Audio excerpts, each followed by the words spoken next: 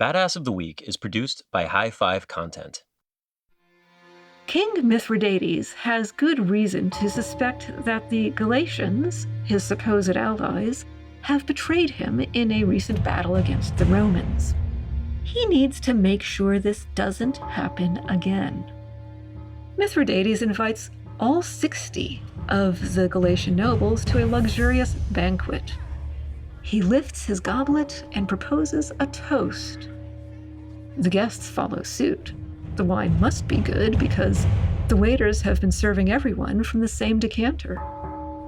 To loyalty and tolerance between us. The guests sip their wine. Mithradates sips his. He smiles. Sometime into the roast duck course, the arsenic kicks in. The guests keel over. Mithradates sips more wine. He has been building up a tolerance.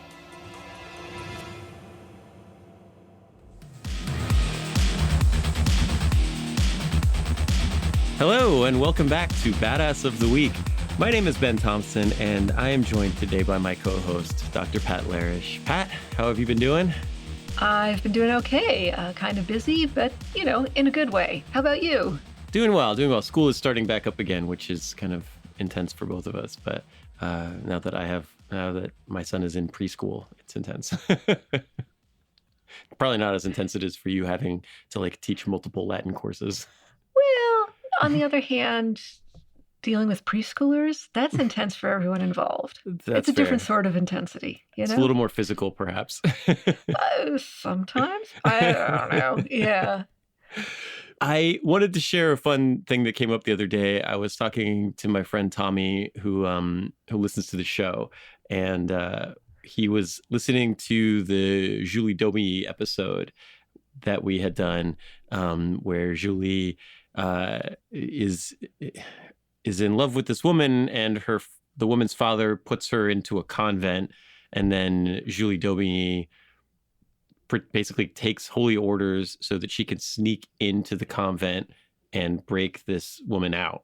And the way she does that is by they dig up the corpse of a recently dead nun and put her in this woman's bed, and then set the convent on fire, hoping that this would throw everybody off the trail. And he had just listened to that episode. We were playing volleyball, and he was like, "Hey, kind of the measuring stick for all badasses for me is Stagecoach Mary. And if Stagecoach Mary worked at a convent, and he said that if Stagecoach Mary had been working at that convent, Julie probably wouldn't have gotten away with it."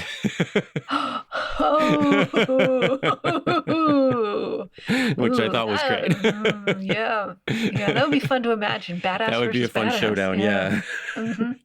Julie Domi was probably faster, but I think Stagecoach Mary hit harder. Yeah. So the episode we're doing today, however, is not related to convents, although it is related to setting things on fire and destroying your rivals and basically going all out to get what you want.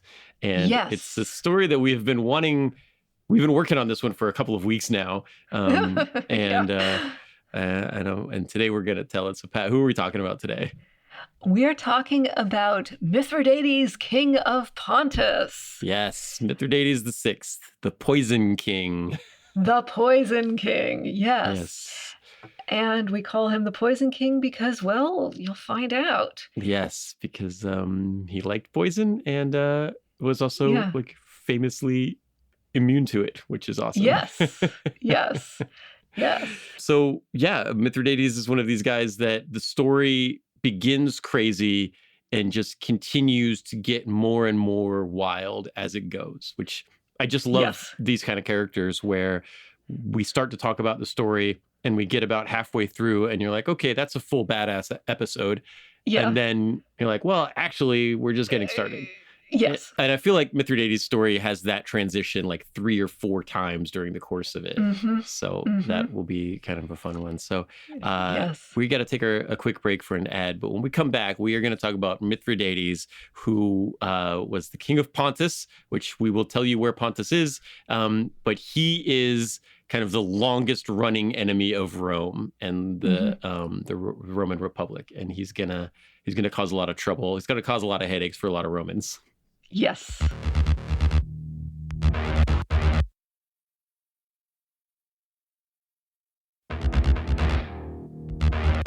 All right, welcome back. We are about to talk about Mithridates, the Poison King, one of the really exciting, interesting character who crushed all of his rivals. He built this really interesting and unique army, and he fought Rome with it for like decades.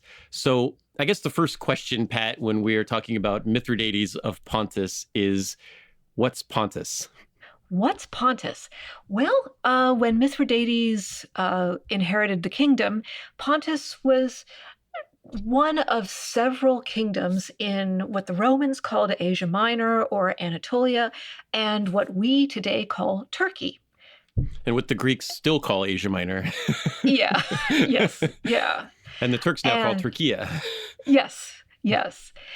So it was a small region and bordered on the Black Sea. So this would be the northern coast of Turkey, the northern border of Turkey, kind of over in the direction of Armenia, so a bit towards the east. And it was one of many such small kingdoms in Asia Minor.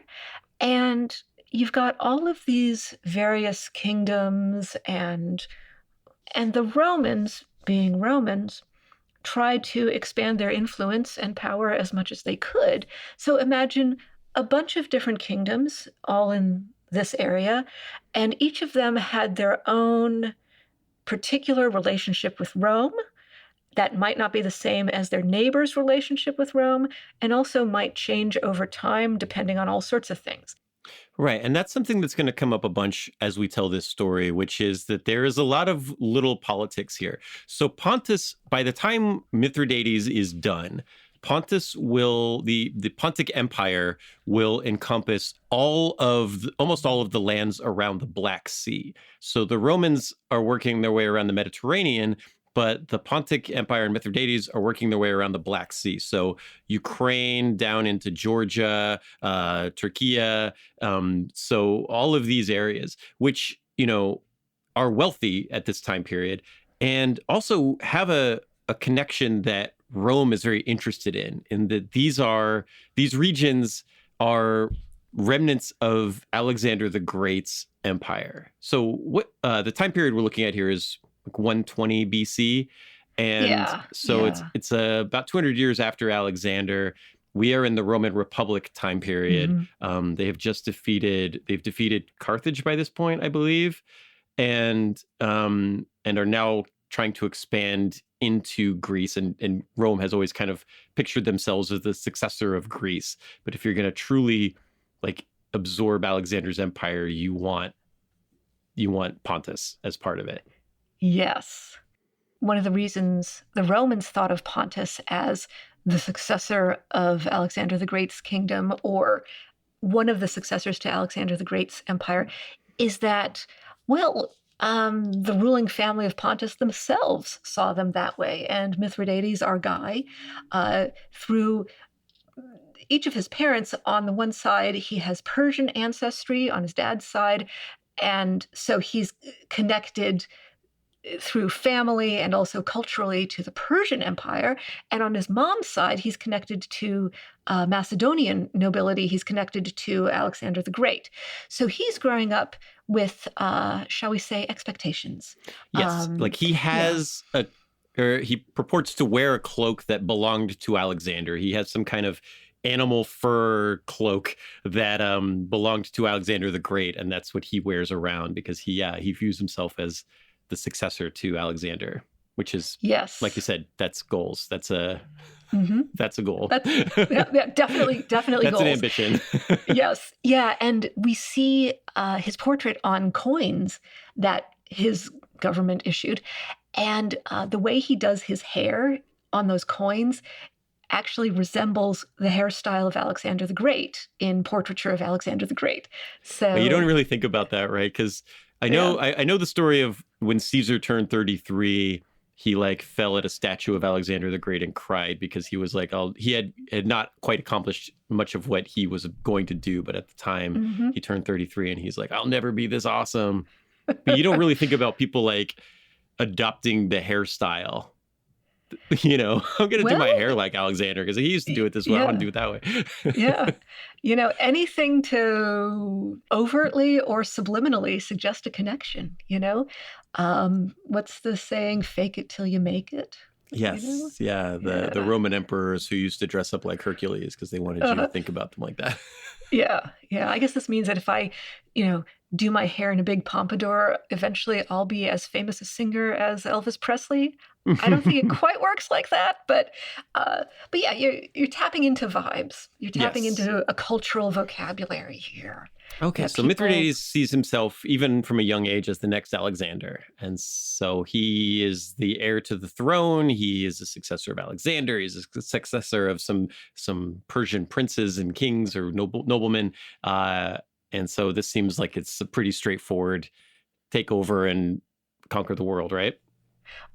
Yes. Well, I mean, it would seem that because there were omens at his birth. There was a comet, which to Ah, the Greeks, yes. I love yeah, omens at yeah. birth. That happens a lot. Seriously, yeah. Didn't King Kamehameha have something? Kamehameha had a comet. Yeah. See, Jim yeah, Thorpe yeah. had a lightning storm. Like his name, his given name was like Path Lit by Lightning or something. I like the omens at birth thing. So yeah, so our guy Mithridates, he's got a comet, and to the Greeks and Romans, this might be a bad omen. It might portend disaster. But in Persian culture, and remember, Mithridates is, he's tapped into Persian culture.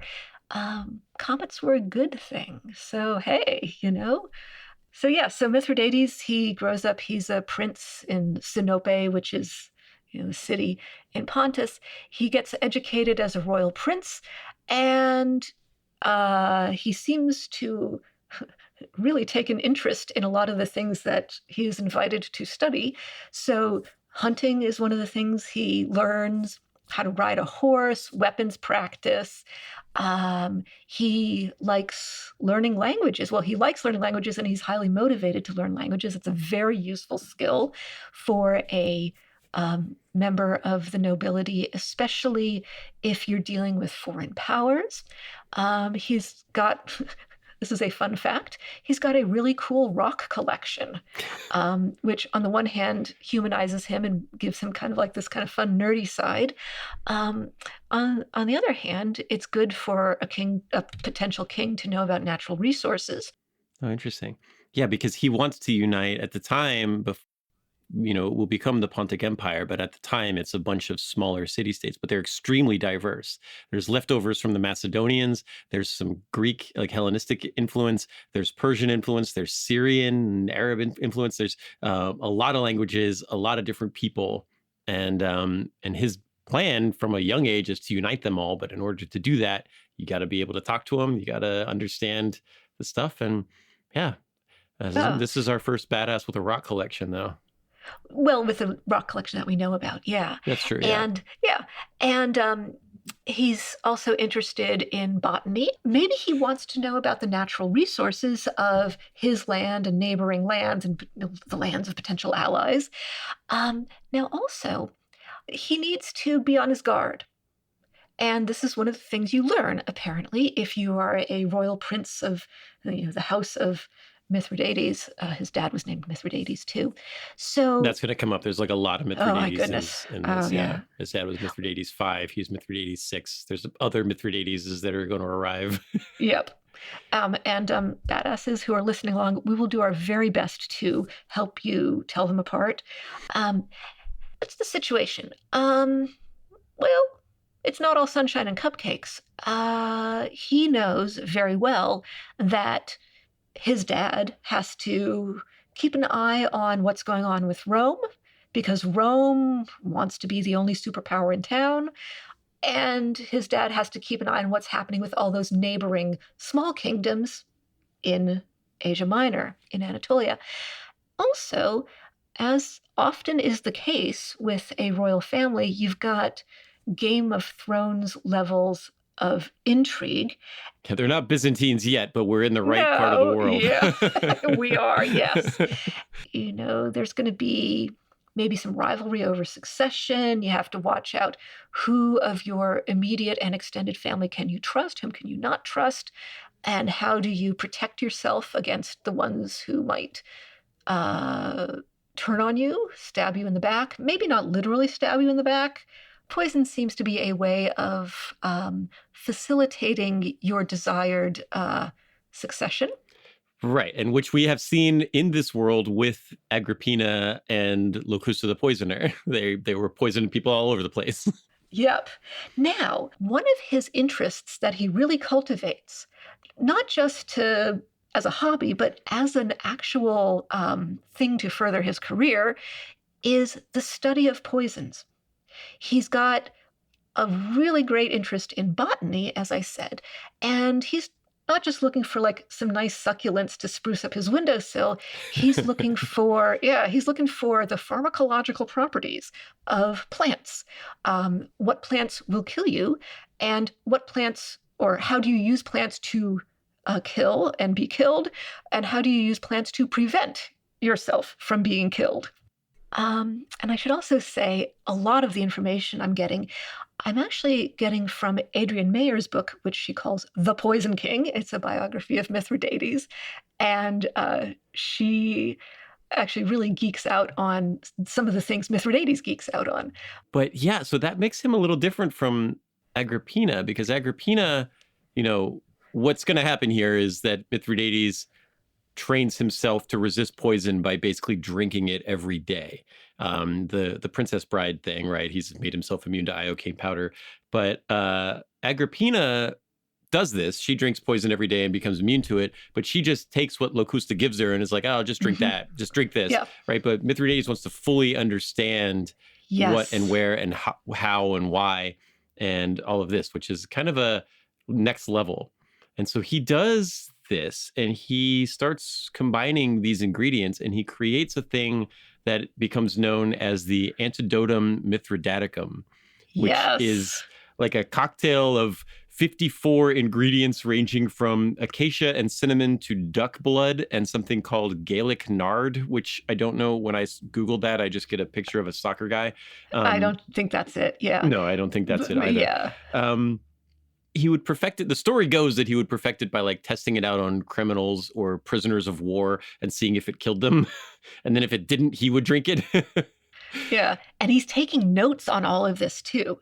Yeah. He's documenting his research. In some ways, that's like one of the longest lasting impacts of his reign, is that he created this thing and he had written all these notes on it, and people were still working off of these notes. Allegedly, like you could still get the antidotum mithridaticum in England in like the 1700s, and in Germany and France you could allegedly buy it up until like 1900. Yep. Or something that they claim is it, like, oh yeah, here. Maybe it's actually just snake oil. I mean, the name antidotum mithridaticum, I could see being subject to abuse. Like, okay, here's Absolutely. a cheap knockoff. And you'd think this would be like a little bit of paranoia, right? This is kind of falls in the, the paranoid king, the mad king. He's trying to inoculate himself against poisons. But like, you might think it's crazy, but in his 57-year reign, which is amazing by itself that he survived for 57 years as the enemy of Rome, ruling an empire in Anatolia. He does survive 2 assassination attempts that we know of. He has both these people executed as well as their entire extended families. But how many people tried to poison him? Maybe a few. It didn't work because he didn't even register it. It registered as a stomach ache for him. At most, yeah. He was how many steps ahead of them? Yeah. So he takes his daily cocktail. It's like, we take our multivitamins. He takes his poison cocktail. Cyanide mouthwash, yeah. Oh, yeah. Yeah. That's something that he develops over the course of his youth and his adulthood. And, well, he has reasons. Ben, you said this could look like paranoia, but the truth of the matter is he lives in a world where people get poisoned, and his father was poisoned. Mithridates was in his teens, maybe 14, 15. Mithridates Sr., his dad, has a banquet, and then his dad keels over, and yeah, so he's poisoned. Who is he poisoned by? Our sources aren't completely sure. One theory is maybe the Romans had something to do with it. It could be a Roman thing to do. But also, remember how I said you have to think about whom to trust in your family, because there's all this succession wars. Whom do you actually want on the throne? Mithridates' mom is a possible suspect. She had means, motive, and opportunity. It may very well have been someone inside the palace, even if it wasn't specifically his mom, Queen Laodice.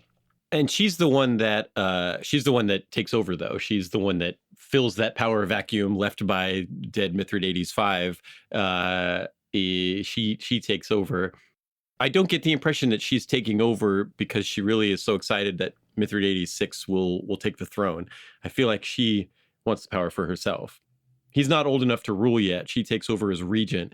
And what does he do? Well, yeah. So she takes over as regent. And the thing is, Mithridates isn't the only son of the dead king. He's got a brother who also happens to be named Mithridates. Mithridates is just a common name. This is the thing that's going to come up, because like his mom's name is Laodice. Yeah. And his dad's name is Mithridates. And him and all of his brothers and sisters are also named Mithridates and Laodice. Yes. Which is going to be a thing. Yes. Yes. Anyway, so Mithridates' brother, who was nicknamed Crustus, which means like good, like, so Mithridates the good, was favored by their mom. Oh, but Mithridates VI is the guy who would have inherited. So she's trying to jump him. Yes. She's totally trying to jump him. Yes. So Laodice, she rules as regent for several years. Now, here's the thing. Our Mithridates, he can kind of sense which way the wind is blowing. Yeah, he's in trouble. He's in danger. He's in trouble. He's in trouble, yes. He says one day, he says to his mom, "Hey, Mom, yeah, me and the guys, we heard like there's some good deer over in the hills over there. We're just going to go off and like have a nice hunting expedition, you know? I don't think we'll be back for dinner. Bye, Mom, love you, haha," and or something. And so he and a handful of his most trusted companions go off for a quote unquote hunting expedition that lasts for years. On the one hand, hey, you know, just a bunch of teenage guys on a road trip. I mean, that in and of itself, okay, sure, that's plausible. But also, this is Mithridates, and he's been training himself. He's been assuming that he is going to be responsible for a kingdom. Now, you go on a road trip, you get to see the sights. He's really interested in everything that's out there. He wants to know the geography. He wants to know the lay of the land. He wants to know the people. He wants to know what resources there are. So he and his buddies go around and they check out various like fortresses, temples, that sort of thing. You know, they go, you know, to the borders and kind of see what's the actual situation on their borders. And he's building allies. He's left the capital where he's clearly been outmaneuvered. So now he can go out there and try to find allies on the periphery. Yes. Yeah. Hey, I'm going to be king one day. Like, I never get out here. What are you guys up to in this village? You like me, right? I'm your king. I'm your future king, according to the law of our country. What kind of poisonous stuff you got out here? Well, exactly. Yeah. You know, so he and his buddies are out going through the countryside, and he knows exactly which plants to tell them not to eat. I'm getting real Australia vibes from this road trip through Anatolia. This is above my pay grade. And so he comes back, you know, he figures, okay, it's time to come back. His mom, well, he imprisons his mom. She dies in prison. His brother, Mithridates Crustus, who's also named Mithridates. He also does not survive. You're free to fill in whatever details you want. He eats something and starts choking and starts vomiting blood, and Mithridates VI defeats Mithridates the Good and his mom, and now he's a boss. Now he is the boss. So when his mom, Queen Laodice, as regent, was in charge, Pontus's standing in the region kind of slipped a little bit. So Mithridates' priority is to shore up Pontus's standing in the Black Sea area and kind of figure out, okay, what is our standing vis-a-vis Rome? Right. You got to start that empire. You got to start building up that empire, and you also have to manage Rome because he views himself as a rival to Rome, or he wants to build himself into an empire that will rival Rome. Yeah. Yes. And it's a little tricky because technically on paper, the kingdom of Pontus is, quote, a friend of Rome, because back during the Punic Wars, Mithridates' dad had given Rome some assistance. But the thing is, being called a friend of Rome, okay, that and $5 will get you a latte. This is not something that Mithridates feels he can really count on. So Yeah, I think Boudica's family were friends of Rome also. Yes. Officially. A friend of Rome is a title that they bestow upon you. You are now officially a friend of Rome. Then the next time you're having a succession problem, give us a call. We'll help you sort it out. Yeah. Yes, that's one way of putting it. So he reaches out to some pirate fleets, because we've got pirates in the Black Sea. We also have pirates in the Mediterranean. He reaches out to Pontus's neighbor to the west, Bithynia, King Nicomedes III, and he works on expanding Pontus's influence in the Black Sea area. Now, he can do this in part because Rome is too caught up in its own stuff. There's all sorts of internal stuff going on with Rome. There's stuff going on in Spain, which is, yes, it's a province of Rome, and there's stuff going on there. There's stuff going on in Germania, in the border with Germany. There's stuff going on in North Africa. There are slave revolts. There is civil unrest. And so it's actually a good opportunity for Mithridates to kind of work behind the scenes over in the eastern part of the world. Right, because Rome hadn't fully expanded this far east yet either, right? So Greece is still independent. So there's kind of this buffer state of Greece here, right? And so Mithridates is building up this empire of this Pontic Empire, this new Alexander. And, one thing that's awesome about him is that he has learned all of these languages. He knows all of the resources. He knows all of the plants and the geography. He's been to all of these places. And so he starts building all of these alliances in the Black Sea.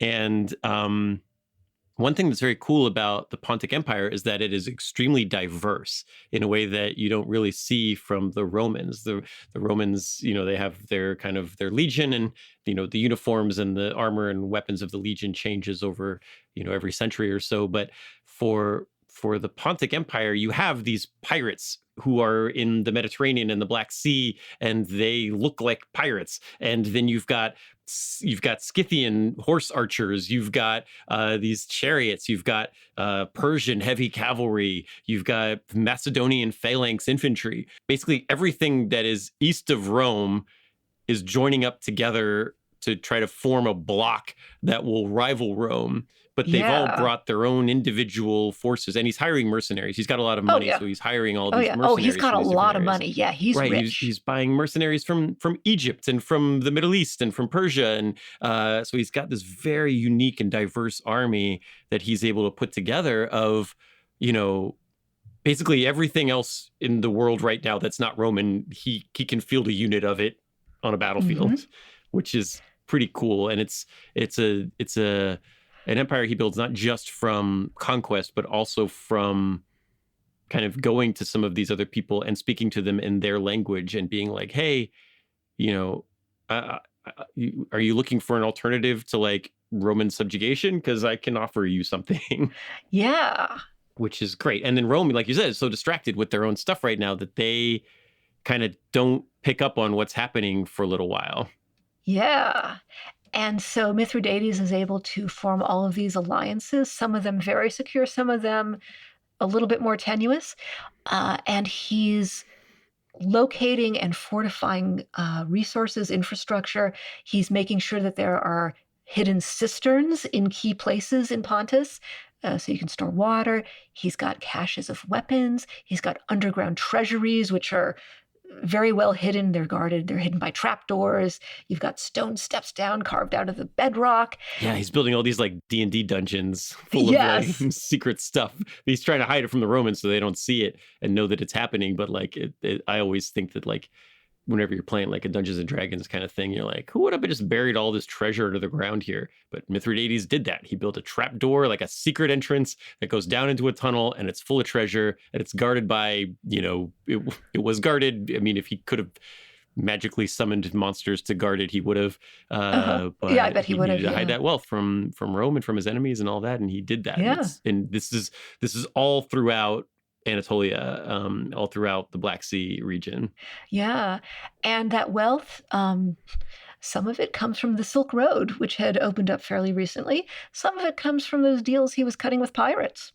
So he's very diverse in how he manages his resources, shall we say. Privateering, like we talked about with AJ Jacobs, where like he would just kind of be like, yeah, I'm not gonna persecute pirates in my region. Just give me a cut, right? Give me 10% of what you got. You can put in our harbors. I won't have you arrested.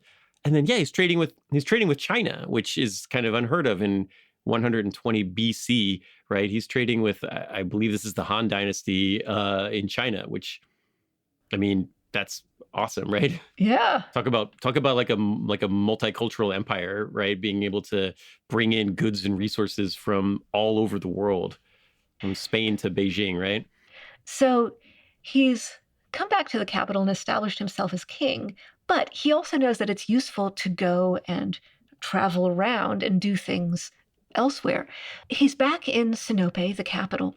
He marries a woman to be his queen. Now, this woman, her name is Laodice. Just like his mom. Yes, because this woman happens to be one of his sisters, which, let's be fair, sibling marriage was a thing in many kingdoms in this part of the world as a way of like solidifying or confirming a particular family's claim to the throne.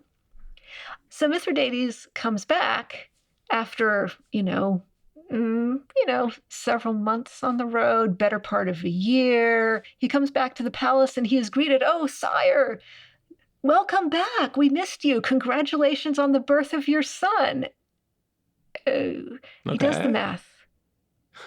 He's been away well more than 9 months. Okay. Yeah.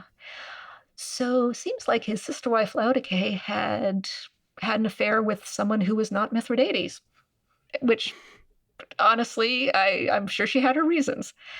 And she probably didn't want to have sex with her brother. Yeah. I feel example, like that's a valid argument. Yeah. I'm okay with the marriage, with the political marriage, but certain wifely things I'm not quite ready to do. You did kill our mother and my older one of my brothers. That's Maybe not feeling particularly in the mood. So, Ben, what do you think Mithridates does with this baby boy who is clearly not his? Well, we have this, everything we've seen from him is that he is like a very, hardcore kind of, I mean, he did have his own mother imprisoned, and, we kind of think of him as this very violent, and he will be a very violent and brutal man. But yes, I know the answer to this because we were talking about it when we were going over our notes, and you phrased it, I think, better than I've heard it phrased before when you said, you might as well just lean into your sister wife's infidelity. And I thought that was a great line because I think that's what he does. So that's what Mithridates does. He adopts the kid as his stepson instead of killing the kid or whatever. He just says, okay, yeah. It works out great, right? Because now you don't have to have sex with your sister, and you do have a direct line of succession. Yes. And adoption is like a thing that's very common in Rome at this time, right? We see this all the time. Definitely. In this world. Yeah, and from a modern perspective, maybe it diversifies the gene pool. I don't like my own kid, but you're cool. You're my son now, and you're going to be the successor, So yeah, which is so he important. adopts the kid, yeah, whom we're going to call Ariathes. So Laodike, do we think that maybe this means that okay, we can live in harmony as like this big, dysfunctional but nevertheless like kind of okay blended royal It's kind family? of progressive, almost, right? Like, all right, let's do You this. yeah, This works. Yeah, okay, yeah, probably, you know, right? um, he doesn't. Oh no. He's thinking. He has reasons to believe that maybe Laodike is maybe not quite as copacetic as he had hoped. So there's a big banquet, and some of the serving women manage to pull Mithridates aside and say, sire, and they're really, really nervous, like, sire, uh, we think Queen Laodike, your wife slash sister, is planning to poison you at this banquet. Sorry, sire, we hate to be the bearers of bad news. And Mithridates doesn't miss a beat. He finds Laodike. He figures out who her co-conspirators are. He makes sure that they are killed. We actually don't know how from our sources. He drinks the soup. He's like, white oleander, so last year. I'm sensing some deadly nightshade. It's super gauche, super obvious. Oh yeah, yeah. 1 star, would not recommend. Yeah, I mean, can't you like give it a touch of digitalis or something? It's just something exotic. I mean, this is just so basic. It's bland. No seasoning. Yeah. He's becoming Gordon Ramsay as I'm doing this. So this is bad news for Laodike. It was bad news for Laodike, yeah. As he as magnanimous as he was with the stepson, this is not gonna fly. Yes, no. Especially since his own mother did poison his own father to death. Well, yes, yeah. There's precedent. There's some symmetry here that he's probably not enjoying. Yeah. So yeah. So the kid, obviously, Mithridates considers the kid either innocent or useful or both, or harmless. So yeah, the kid lives. Ariathes lives. Mithridates says, "Oh, he's never going to get married again. Queens are more trouble than they're worth," which is a great line. It's a great line. So his marriage ended. He keeps himself busy with other things. He forms an alliance with Nicomedes III of Bithynia, the neighboring kingdom that I mentioned. This is the kingdom to the west. But Bithynia has a complicated relationship with Rome. And I'll spare you the details. What it comes down to is there was a region in Rome called Phrygia, which Rome had kind of implied they would grant to Pontus, but instead they actually granted to Bithynia. Okay. So that's really tricky and really delicate. On the other hand, Mithridates is impressed with the way Nicomedes responds to Rome kind of trying to take over another neighboring area. He is also dealing with conflict between Greek cities on the north coast of the Black Sea. And what he winds up doing is, Ben, you mentioned that Mithridates went out and met all of these various nations and kingdoms and peoples and spoke their language, figuratively as well as linguistically. He talks to the Scythians, whom you may remember kind of generally from our episode on the Amazons. But yeah, we're on the steppes of Central Asia. This is horseback warrior territory. And so Mithridates, he probably says, greetings, I come in peace. I want to discuss diplomatic things with you in Scythian. And he also is on horseback with a bow and arrow, and he is actually doing archery and showing them like, hey, yeah, I can throw a javelin and shoot an arrow from horseback because that's what I was doing the entire time I was on my dude's road trip in my late teens, early 20s. I learned your language. I can do the stuff that you value as good as you. Who do you like, me or the toga guys over there? Yeah, and he says, "Hey, you Scythians, you valiant horseback archers, you've resisted so many other tyrants. You've resisted Cyrus, you've resisted the Persians, you've resisted the Persians more than once. You've resisted Alexander. Hey, Hmm. I see you. I see you, Scythians. Anyway, he does more poison research. Supposedly, some of his courtiers actually volunteered themselves to be guinea pigs. Maybe they were waiting for like really late stage beta testing, really late stage clinical trials. Um, and then, okay, you know how I said he had married his sister Laodike, and well, she's dead now. Hmm. So there's another sister named Laodike. Now, don't worry, he doesn't marry her. She is Okay. married to the king of Cappadocia. Cappadocia is another one of these regions. Yeah, it's another one of those. And in practical terms, she really has the power. Her husband isn't really asserting himself as monarch very much.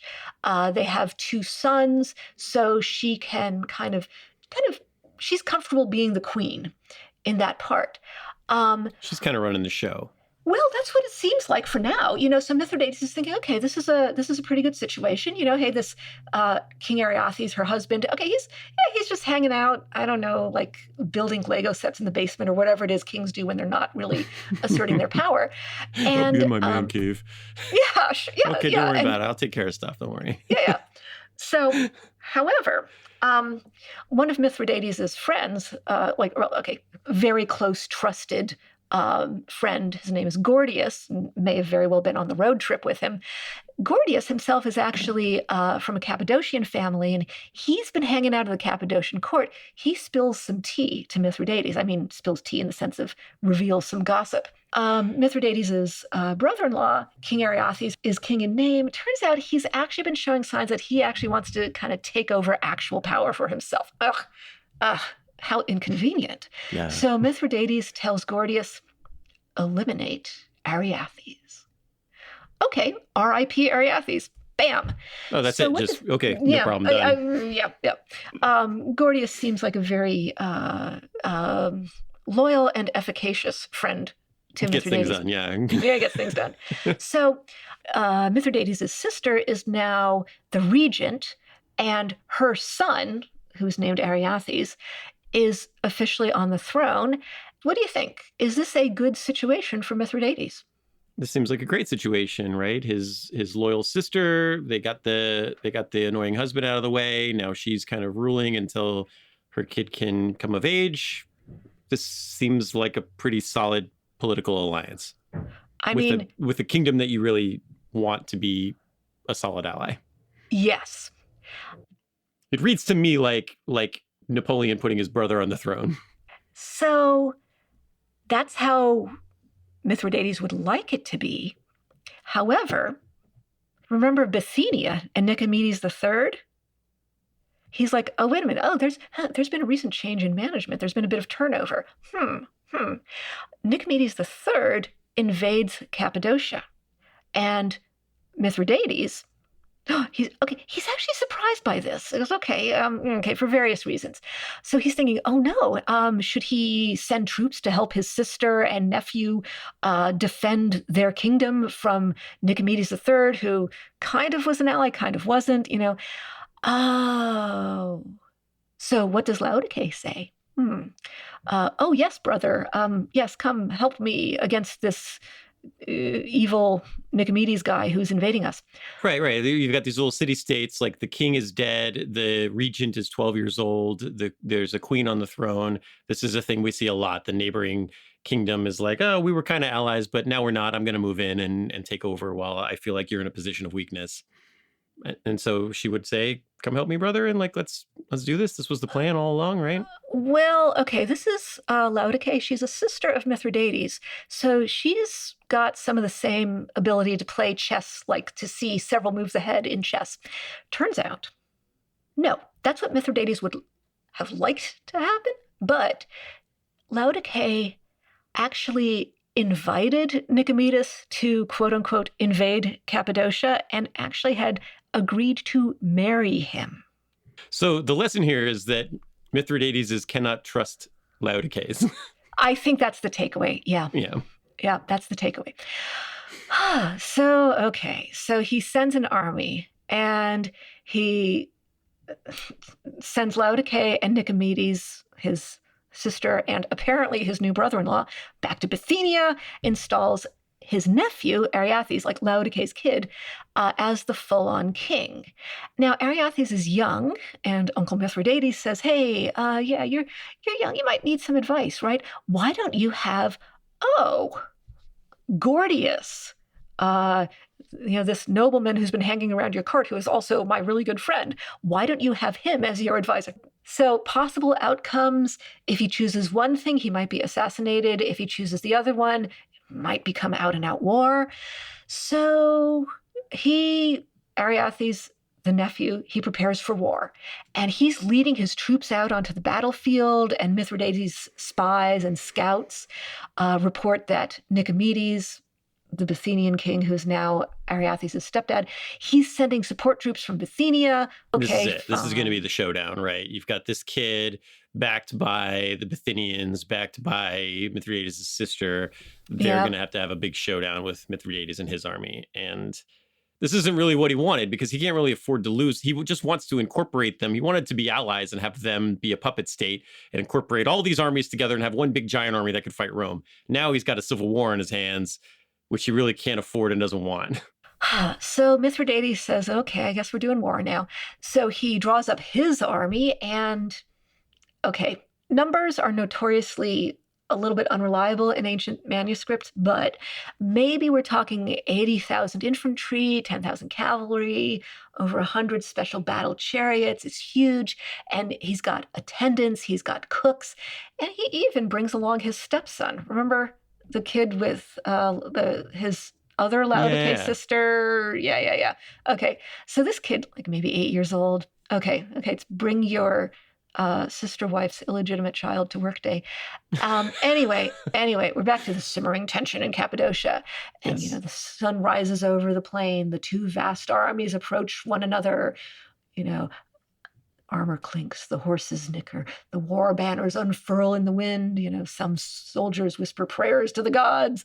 Overhead, birds are circling. And then suddenly, the king of Pontus, Mithridates VI, walks out onto the field between the two armies, alone and bold. He's visible by everyone. And then with big, ostentatious gestures, he lays down his weapons. Whoa. Nephew, he says, or maybe he says, King Ariathes, depends on how he wants to flatter him or whatever. Let us parley. And Ariathes, he's suspicious, but he agrees. Maybe he has some ideas of his own. So the young king of Cappadocia, resplendent in his regalia and his crown, okay, he has reason to be cautious. He sends over a guard to frisk the other guy. Now, can you imagine being the guard chosen to go all TSA on Mithridates VI, king of Pontus? Yes, so you've got Mithridates, who is easily recognizable, right? He wears this purple robe. He's got the crown.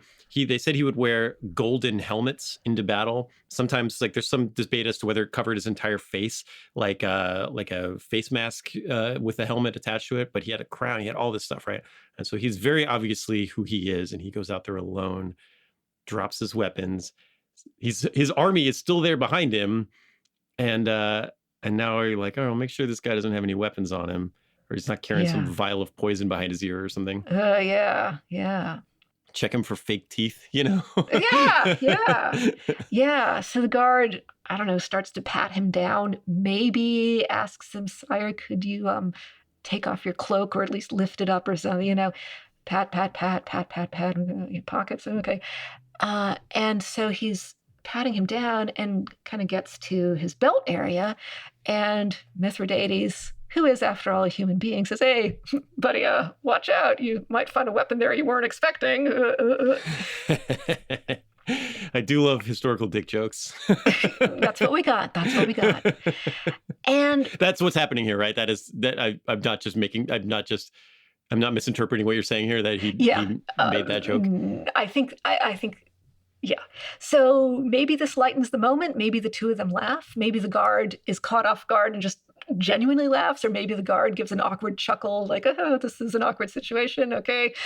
Um, okay. So anyway, the Cappadocian guard continues the pat down, but does honestly avoid certain areas of Mithradates's anatomy.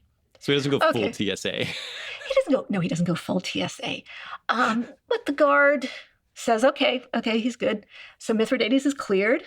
Ariathes approaches, and the two armies wait. Mithridates lowers his voice a bit and says, "Hey, nephew, let's have a word or two in private," and kind of pulls him aside, maybe like, puts his arm on his shoulder, in a friendly avuncular gesture, and he pulls a stiletto out of his trousers and slits his nephew's throat. Whoa. So he was actually packing a knife in his underwear. He was actually, yeah. In front of both armies. Yes. In what I assume is some sort of neutral zone in between the two forces. Yeah, that's how I'm imagining it. Yeah, like not like send your champions out to duel, let's send our kings out to parlay. Yeah. And then it's just a quick draw who can produce a knife out of their underwear fastest. Yeah. Amazing. And can you imagine being that guard? You had one job. You had one job, buddy. Yeah.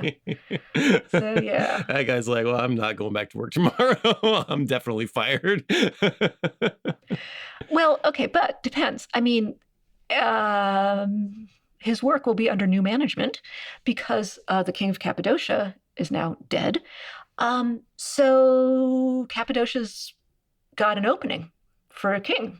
Right. Mm-hmm. So, okay. So, you posted on LinkedIn, Mithridates calls over his stepson. Remember the 8-year-old? Yeah. Who we only know as Ariathes. Yeah. Because Mithridates pulls over his son. Come here, kid. Come on. Yeah. And he takes the crown from his now dead nephew, puts it on the stepson's head, on the 8-year-old's head, and says, "All hail Ariathes, king of Cappadocia," which is probably a power move to give the kid the same regnal name as the guy you just killed. The two guys he just killed, he's now killed 2 Ariatheses. You're right. Yes. So this kid is now Ariathes the 9th. And yes, Mithridates is making this Ariathes accept his friend Gordius as regent. Okay, that's how that happened. Amazing. And now he's got a Pontic Empire. Now he's got the army he was looking for. He does, yeah. Rome is not thrilled about these developments. No, because now he is building an area that's now he is building an empire that will rival Rome, and Rome notoriously, historically, famously does not like this. Yes. And Mithridates, he's got Cappadocia now, but he's also looking around for other allies. So to the east, he looks to Armenia, which is in its own way a very powerful kingdom too. And he says, "Hey, King Tigranes of Armenia, want to be allies? Do you want to marry my daughter, who is not named Laodice? She's named Cleopatra." And that marriage alliance actually seems to work out okay. Great. So he's got his Pontic Empire now, and that's where a lot of this comes from. So he's building a formidable superpower to rival the Roman Republic. Yes. He's got his he's surrounding the Black Sea. They're working their way around the Mediterranean. Sounds like this is the beginning of the showdown. Yes. Well, let's take a really quick break and then we'll do the showdown. What do you think? Yeah, let's do it.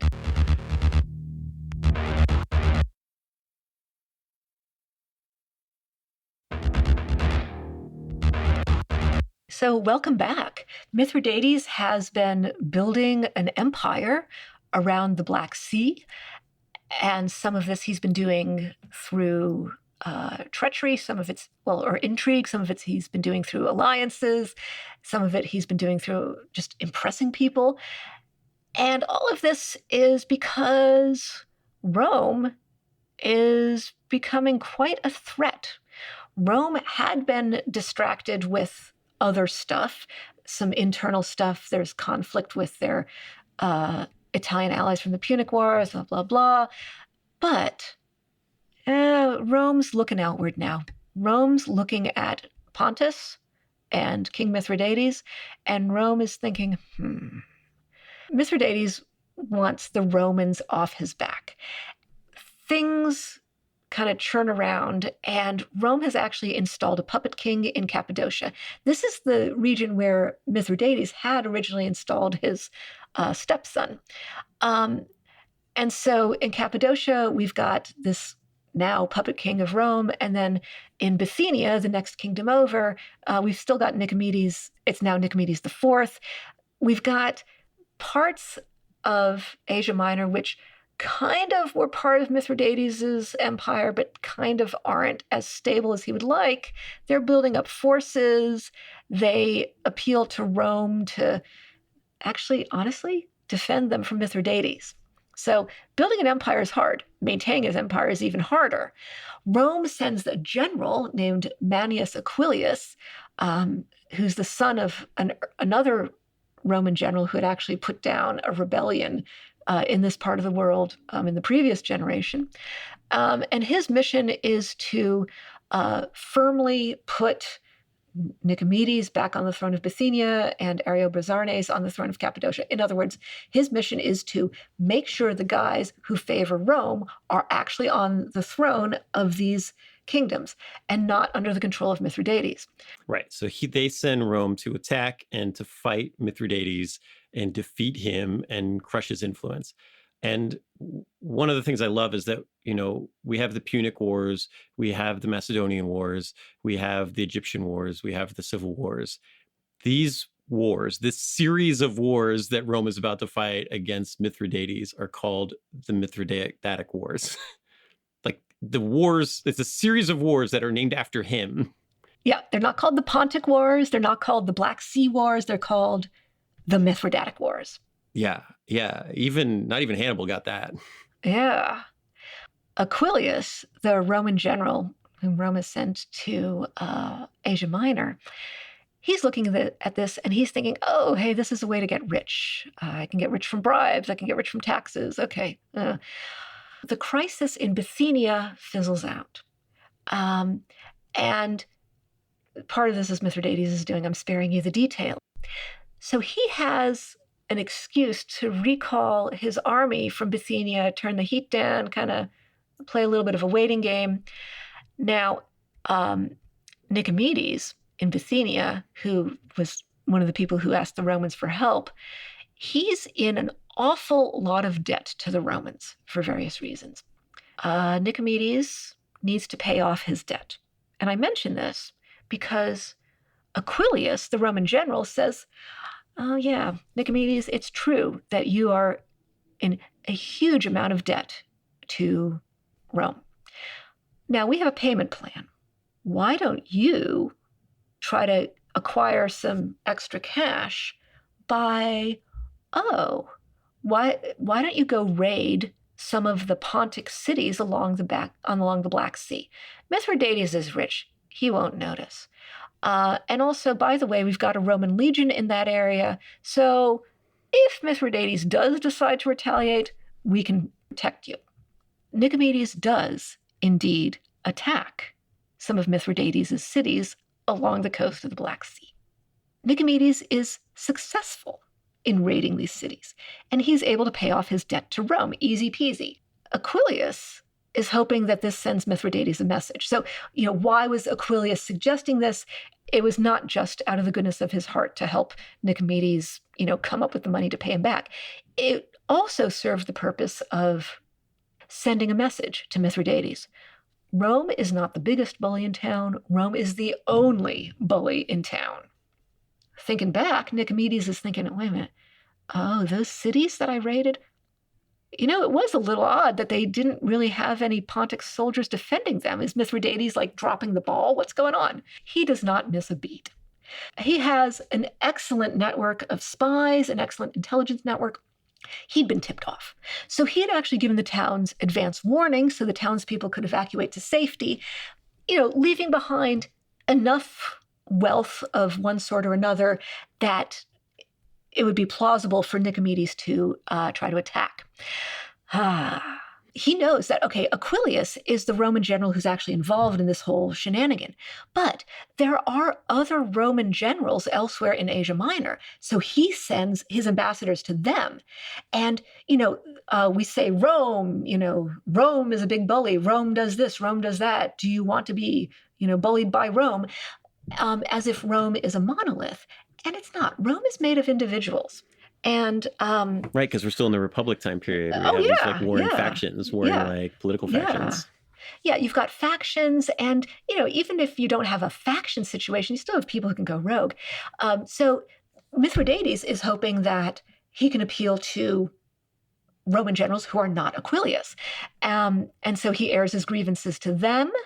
And he reminds them that, at one point, Pontus actually had the status of being a friend of Rome. Is this how you treat the friends of Rome? Ugh, shame on you. And he even, through his ambassadors, even says, displaying a knowledge of the Roman constitution, says, oh, if you don't kind of settle this with me right now, here, I'm going to take this to the Senate and people of Rome. Kind of a, I want to talk to your supervisor kind of move. Yeah. So maybe he's bluffing. As it turns out, these Roman generals, not Aquilius, but the other ones, they're actually kind of embarrassed by the way Mithridates was treated by Rome or someone purporting to represent Rome. Oh, is this how we treat our friends? Okay. Now, Aquilius goes rogue. Mithridates has pushed his specific buttons. He orders his ships to blockade the entrance to the Black Sea, which is really strategically important. He brings some other Roman generals in Asia Minor along with him. He also has Nicomedes' Bithynian troops. And one of our ancient sources, the historian Appian, says that the total invading force numbered maybe 176,000 troops all combined. Wow, that's a big force. It's a so huge Rome force. Gets everything together, and this one guy kind of unilaterally decides, I'm gonna get Mithridates, and he attacks. And so now it's on Mithridates to try to defend himself. This is the showdown that he's been kind of waiting for his entire life. Mithridates has been amassing his forces below the radar of Rome. So they don't know what he has. They're not sure how many guys he's got. Yeah. Now, ancient sources, numbers are always tricky, but in our sources, the low estimate is maybe 190,000 infantry, 10,000 cavalry. On the high end, 250,000 infantry, 50,000 cavalry. So he's got twice the force that the Romans have, and they don't realize it. Yeah. And some of this is thanks to his allies, Armenia, and all of his allies around the Black Sea, all of that work he's been doing. The Scythians, all this stuff, all the languages he's been learning, all of the diplomacy he's been doing, they all come together. And that's that army we were talking about, that super diverse army of like everything from like war elephants to Macedonian phalanxes, right? He's got everything. And he's going to bring it all to bear on the Romans, and they have no idea what's coming. They have no idea what's coming. They don't even expect his 130 war chariots, because from the Roman point of view, chariots these days were used in Rome for peacetime pursuits, races, parades. Who uses chariots in battle anymore, But, well, that was an old thing. That was like a Ramses thing where you ride on a chariot and you shoot a bow and arrow, but that is not what Mithridates is bringing to the battle.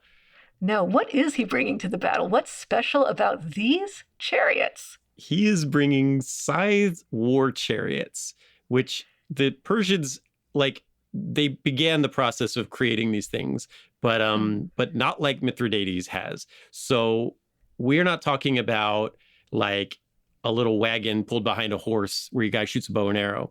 We're talking about like 4 horses together dragging a giant cart that has like spinning blades coming off of it from all directions. There's like spears pointing out in every direction. The wheels have all these blades attached to them, so they spin as the wheels are spinning.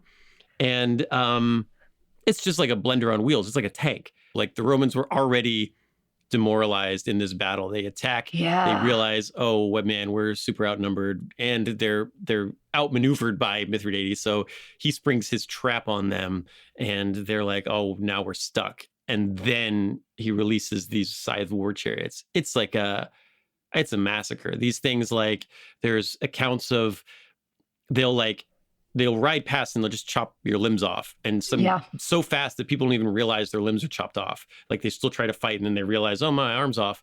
And nobody was prepared for him to have this level of technology, this size of an army. And in the first Mithridatic War, like, he crushes them. Crushes them. Yeah.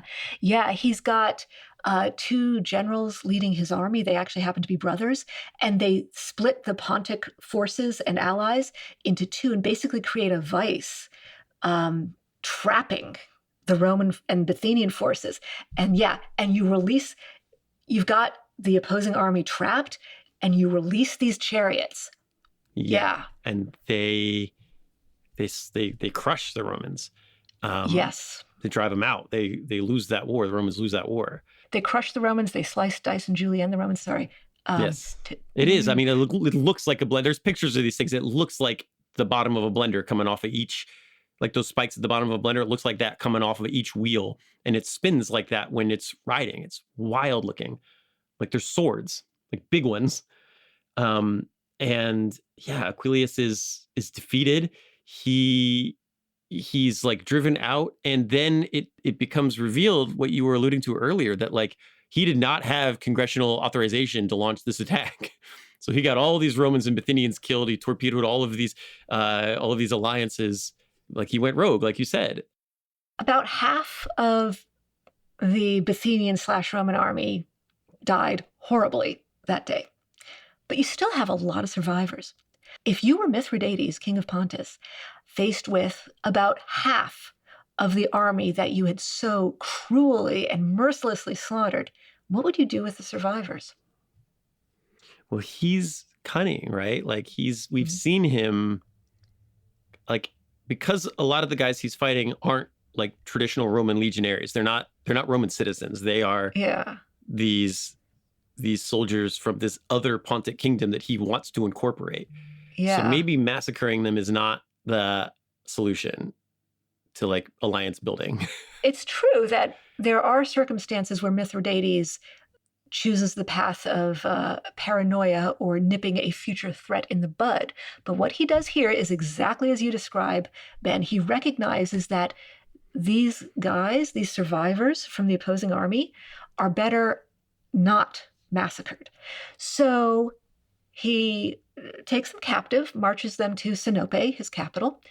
And meanwhile, Mithridates' own soldiers are going around and finding supplies and stuff, and they find, to their delight, that, remember all the gold and treasure that Nicomedes had raided from those towns on the Black Sea? Yeah. That was there. Nicomedes found it. had brought it along it. as his war chest. Yeah, so it's like, okay, this is a freebie. So they march these Bithynian and Roman captives to Sinope. Mithridates himself approaches the captives. This is the king who permitted and even encouraged his generals to use those cruel, devious, diabolical scythe chariots on the comrades of these captives. He addresses the captives. Maybe he even spoke in their own languages. And he says, oh, you fought valiantly, but you were misled by your Roman leaders. Now, see, the gods favor us. And he points to the carts full of supplies and coin that his soldiers had recovered from Nicomedes' army. And meanwhile, the captives are like, what's going on? Mithridates says, you are free to go back home. And not only does he release them to go back home, but he actually distributes the supplies and the coins to the former captives as, I don't know, like resettlement money or something. I don't know. It's one thing if you force people to join you, and it's another thing if they join you of their own accord. Oh, interesting. So, yeah. So he's got a really good reputation now. This news is spreading all throughout Asia Minor. And what this means is a lot of cities are now supporting Mithridates' cause. He represents freedom from the threat of Rome, and he also represents a good life for the people. But he is far from Rome, so it's not easy to get to him. And he is kind of beloved by the people around him. So it's hard to buy out his enemies against him. And you can't assassinate him because he's immune to poison. And he's surrounded, he's got this huge army that he's been building for decades. And everybody likes him now because they all kind of view him as this, he is this hard ass, like tough guy, but he also can show clemency and can show that like he can take care of his people. And so he presents this entire part of the world an alternative to Rome, and that's attractive to them, So meanwhile, Aquilius, the Roman general who had gone rogue and kind of caused this whole disaster, gave Mithridates an excuse to attack horribly. He tries to regroup. He has a few Roman generals who are actually kind of on his side, sort of. He's got Nicomedes, the king of Bithynia, and they're trying to figure out what to do. Okay, clearly he cannot show his face in the Roman Senate again. So he and his colleagues go through the Anatolian countryside and they try to recruit people to build up their army again. Maybe it's recruitment, it's actually more like drafting. They're trying to force people. And these are people who don't really want to be there and maybe don't necessarily have the world's best military training anyway. Okay, fine. Cassius, one of Aquilius's colleagues, retreats to a place called Apamea, this town called Apamea, and he thinks that maybe the Apameans will come join us. Nope. They like Mithridates. They heard the news about how awesome he is. And at that moment, an earthquake hits Apamea. Cassius, the Roman general, runs away. But Mithridates and his army reach Apamea. Cassius is already gone because they knew that there was some Roman activity in the area. And Mithridates donates 100 talents of gold and silver to help them rebuild after the earthquake. That's how you make friends, That's how you make friends, yeah. Yeah. Mithridates sweeps through Anatolia, sweeps through Asia Minor. He gains territory back from Roman control and Roman sympathizers. He places his own people in charge. Hail Mithridates, liberator of Anatolia from the Romans. So throughout Asia Minor is a big place. There are Romans, like not just soldiers, but like merchants, people living their lives throughout Asia Minor. And Mithridates is thinking, should he be worried about these Romans? Mithridates has a vast intelligence network. He can keep his finger on the pulse of things.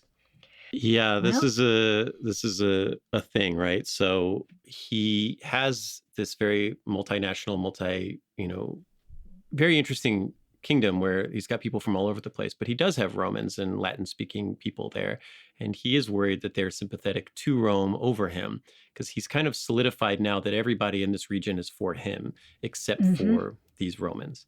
And this is a weird one because he has kind of shown himself to be, maybe not in his personal life, but in his rulings and his dealings, he has been a pretty merciful guy.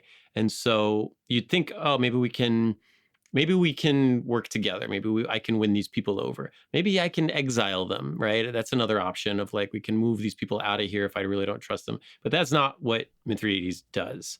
And this is kind of one of the harder things about studying Mithridates is that he at some point decides like, we can't have these guys hanging around any longer because they are working against me. Yes. He is also a famously kind of paranoid guy with the poison drinking and all that. Yes. So to prevent any threat from the Romans and Latin-speaking people in Asia Minor, Mithridates relies upon his intelligence network. He sends messages to like governors, leaders, trusted operatives in cities and towns all over Anatolia. So he sends a letter, with the particular date on it. And he says, okay, hey, trusted operative, 30 days from the date of this letter, massacre all the Romans. And they do. Yeah, he goes kind of full Order 66 on anybody who speaks Latin in his empire. And, well, what's the numbers here? Like It's a Well, the lot number, yeah, the estimate I'm seeing is 80,000 Romans and Latin speakers are massacred. in his kingdom. Yeah. And this is, as much as he might have been thinking that this was a preemptive strike, this was a mistake because this brings down the wrath of Rome for real, right? Like Appius might not have been authorized by the Senate, but now the destruction of Mithridates is authorized by the Roman Senate, and they are going to divert like all possible resources to avenging these people. Yes. Yes. And that is the third Mithridatic war. There's a second one in there, but the third one is the one where they're like, we got to get this guy, Yeah, and they send everyone. they do. Yeah. Yeah. For a guy who had been making a lot of good decisions, this was a bad one, and it came back to haunt him. Yes. Yeah. And it seems to characterize some other things that he does henceforth. At one point, he develops the belief that Galatians are not trustworthy, maybe because there were some Galatian soldiers fighting for a general who had actually turned against him. And so what he does is he invites Galatian nobles over to his palace, ostensibly as his guests. And what actually happens is the banquet that we told you in our cold open. So on a smaller scale, a kind of mini massacre. Yeah, like a Vlad the Impaler did something like this too, where he used poison everybody, right? And so, I mean, we're starting to see him. I mean, not that he was always like a great guy, right? He killed his own mother and his wife and all this stuff, right? But he's becoming kind of more and more paranoid as he gets older, and he's an old man at this point, and now he's just kind of like wantonly massacring people. They send some of their best guys. They send Sulla, who was a guy we will talk about on the show at some point. They send a big army out to finish him off. And so that's the third Mithridatic War. Rome attacks him. They're out to get him. And all of that goodwill he spent his entire career building up starts to evaporate because now he's just kind of being viewed as now he's just wiping people out. And some of those people that were helping him are less likely to want to trust him now. Yes. Yeah. Rome attacks him. He fights well. He's got a big army still. He's got a lot of money. He's got defensive positions he's been building for decades, right? He's resisted Rome for 40 years, which is 39 years more than most people, right? Yes, yeah. But now it's like the army is disintegrating. His allies are turning on him.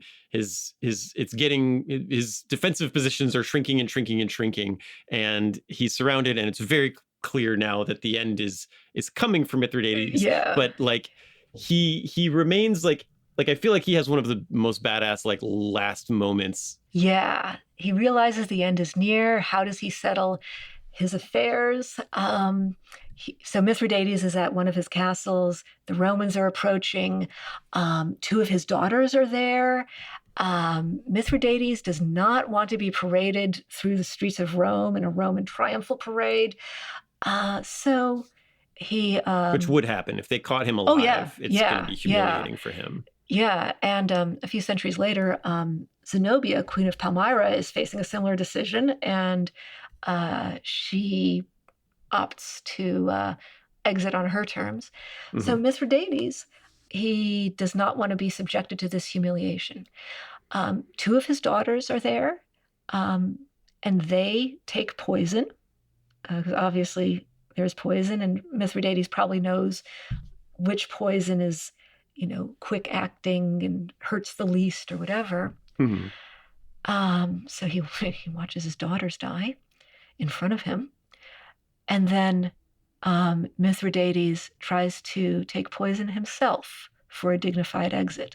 Now, this is Mithridates, who for decades has been taking his carefully researched and titrated poison antidote cocktail. Yes. So he tries to take the poison. Does it work on him? No. No. Nope. And I imagine he's taken a lot. I imagine he Oh, knows yeah. that he's got a resistance to this stuff, and he's just like, I'm picturing him like chugging a vase of poison, Yeah. but Yeah. it doesn't work. He tries to kill himself with poison, pops all of his cyanide teeth, and it still doesn't work. So I suppose you could say, Mithridates, um, you know, he survived the last poisoning attempt on his own life. Yes, Um, yeah, the self-inflicted poisoning didn't work, right? He died doing what he loved, drinking poison. yeah. So he has a trusted bodyguard with him. His name is Bituitus. And he says to Bituitus, hey, man, poison won't work. We have to go with plan B.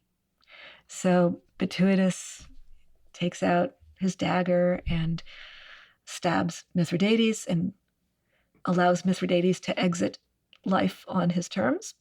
And so Mithridates is not paraded through the streets of Rome. He dies on his own terms.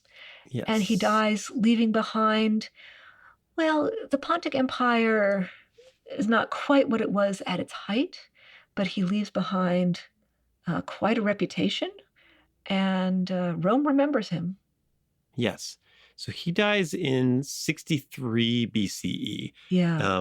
And he had been resisting Rome for 40 years. He'd been ruling for like 60. So he was this kind of kid who survived basically an assassination attempt, went into the forest, like got tough, learned languages, learned biology, made himself immune to poison, came back, seized the throne of his kingdom, his rightful kingdom, from his mother who assassinated his father, took her out, built this huge empire, built this like all of these alliances through like conquest and marriage and alliance, built a large empire that encompassed the entire Black Sea, took it up against Rome, or baited Rome into attacking him, and then crushed them twice. And then, kind of later on in his life, he starts getting a little bit too paranoid. He starts losing his grip. Rome comes and defeats him. But he was such an enemy of Rome and such this like, I mean, one of the best ways to look at him is like the way that the US looked at the Soviet Union in the Cold War. He's out there, and like we can't let him, like he's an enemy and he's out there and he's building his power and it's a threat to us.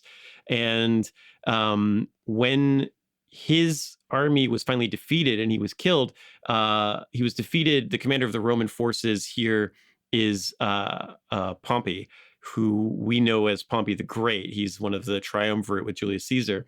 But the reason Pompey is Pompey the Great is because it was great that he defeated Mithridates. He gets that title from this victory.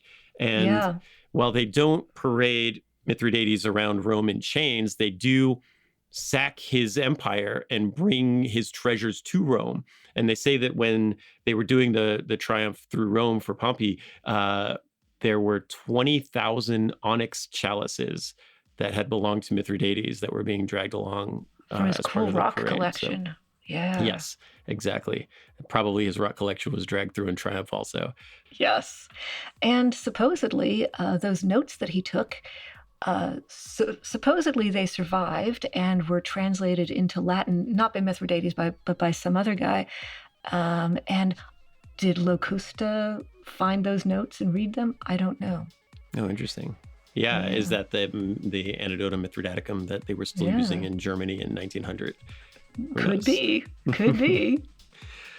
That's Mithridates. Mithridates, the Poison King, the ruler of Pontus, and definitely enemy of Rome, and sometimes a really generous guy. Yeah, sometimes he pulls a knife out of his underwear and stabs his nephew with it. Sometimes, yeah. Mm-hmm. So that's him, and that's our episode. We hope you liked listening to the story of Mithridates, and we hope that you will join us again on a future episode.